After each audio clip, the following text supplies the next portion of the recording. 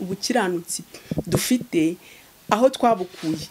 Ari guhatana avuga ngo ari gukorera ijuru ngo ari kugira ngo nyine azabe umukiranutsi Imana imwemere, ariko twebwe dufite ubukiranutsi butagira icyaha butagira ikizinga kubw'ibyo Yesu Kristo yadukoreye. Amen.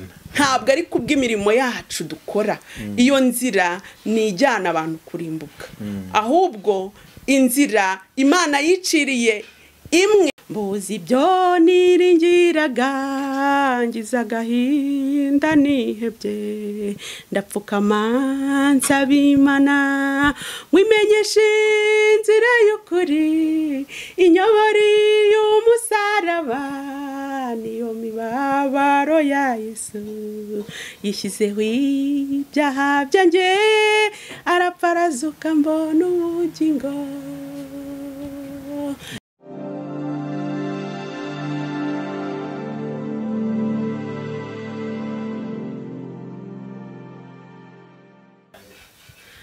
Namaze igihe kinini nibaza uko nzajya mu ijuru, nta byiringiro namba nari mfite byo kurijyamo, nahoraga mbyibutswe iteka, nabonaga bapfa, ngira agahinda ndiheba, nibwira ko nzarimbuka. Namaze igihe kinini nibaza uko nzajya mu ijuru, nta byiringiro namba nari mfite byo kurijyamo, nahoraga mbyibutswe iteka, nabonaga bapfa, ngira agahinda ndiheba, nibwira ko nzarimbuka. Kuvuga natangiye gushaka inzira nyuramo, nyishakira mu madini menshi cyane atandukanye, ariko iyo bandangiye ntiyabashije kunkiza, ndushaho kuremererwa n'umutwaro w'ibyaha byanjye. Kuvuga natangiye gushaka inzira nyuramo, nyishakira mu madini menshi cyane atandukanye, ariko iyo bandangiye ntiyabashije kunkiza, ndushaho kuremererwa n'umutwaro w'ibyaha byanjye. Harimo iyo bandangiye nko kubahiriza amategeko, kwahitana ibyaha ariko kwiyeza, gutanga icya 10 n'amaturo, gusenga cyane no gufasha, ntibyabashije kunkiza, ngeraho ndarambika, nibwira ko nzarimbuka. Harimo iyo bandangiye nko kubahiriza amategeko, kwatura ibyaha ariko kwiyeza, gutanga icya 10 n'amaturo, gusenga cyane no gufasha, ntibyabashije kunkiza, ngeraho ndarambika, nibwira ko nzarimbuka. Mbuzi ibyo niringiraga, ngize agahinda nihebye, ndapfukama nsaba Imana wimenyeshe inzira y'ukuri, inyobori y'umusaraba niyo mibabaro ya Yesu, yishyizeho ibyaha byanjye, arapfa arazuka mbona ubugingo. mbuzi ibyo niringiraga ngize agahinda nihebye ndapfukama nsaba Imana wimenyeshe inzira y'ukuri inyobori y'umusaraba niyo mibabaro ya Yesu yishyizeho ibyaha byanjye arapfa arazuka mbona ubugingo yishyizeho imibabaro yanjye arapfa arazuka mbona ubugingo. Amen. Urakoze cyane. Reka tugushimire ku ndirimbo nziza duhaye. Ese iyo ndirimbo wayihimbye bitewe n'iki mu magambo make?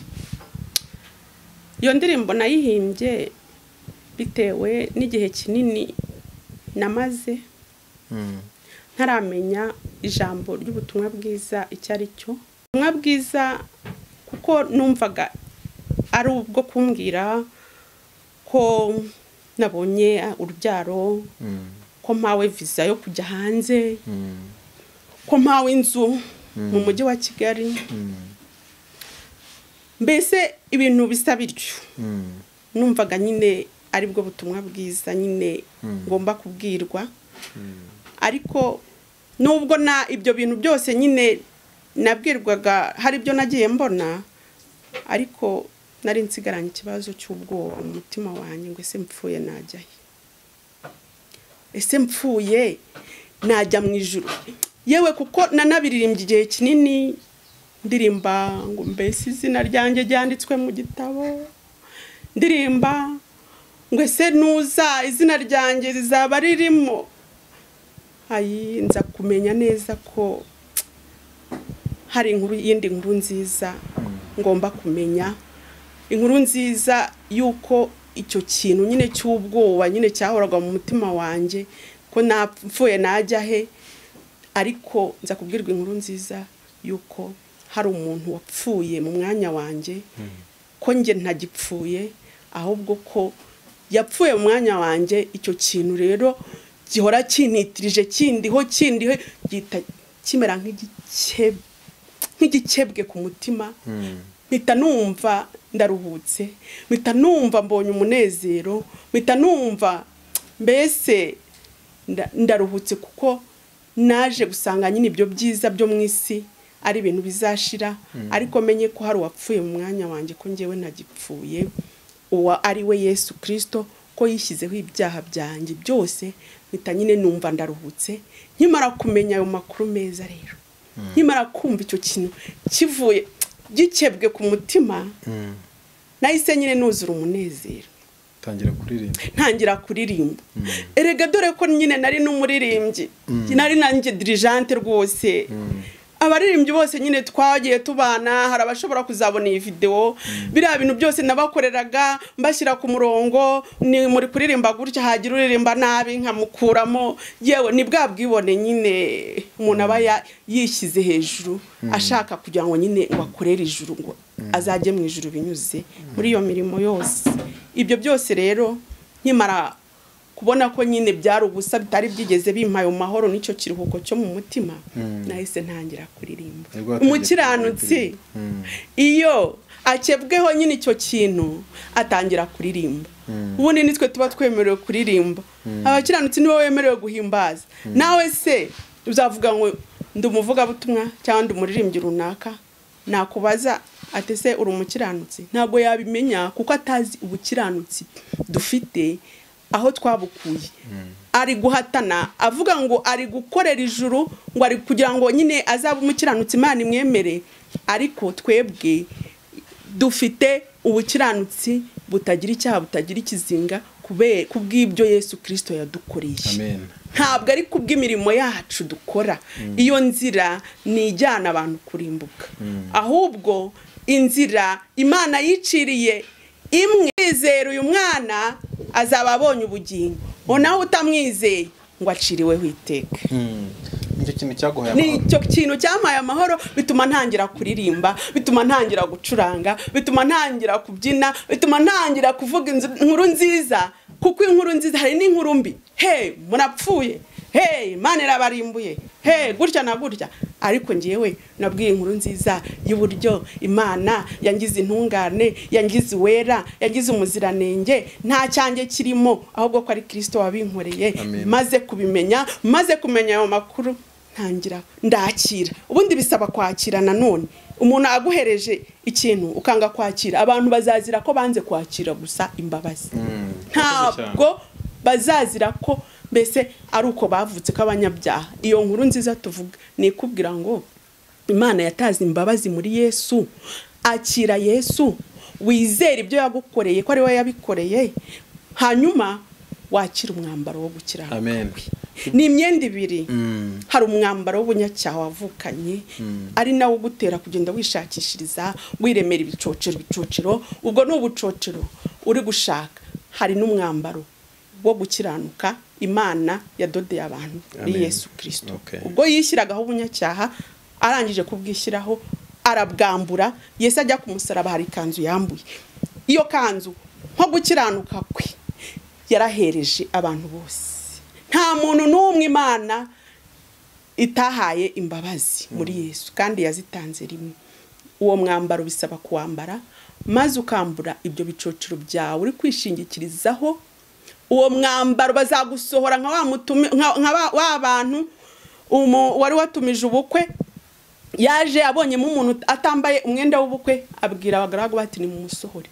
Nawe uzasohoka mu gihe ucyambaye ubwo bucocero wishingikirizaho, uvuga ngo uri gukorera ijuru, ngo ijuru wo kugira ngo Imana izakwemere binyuriye mu mirimo yawe.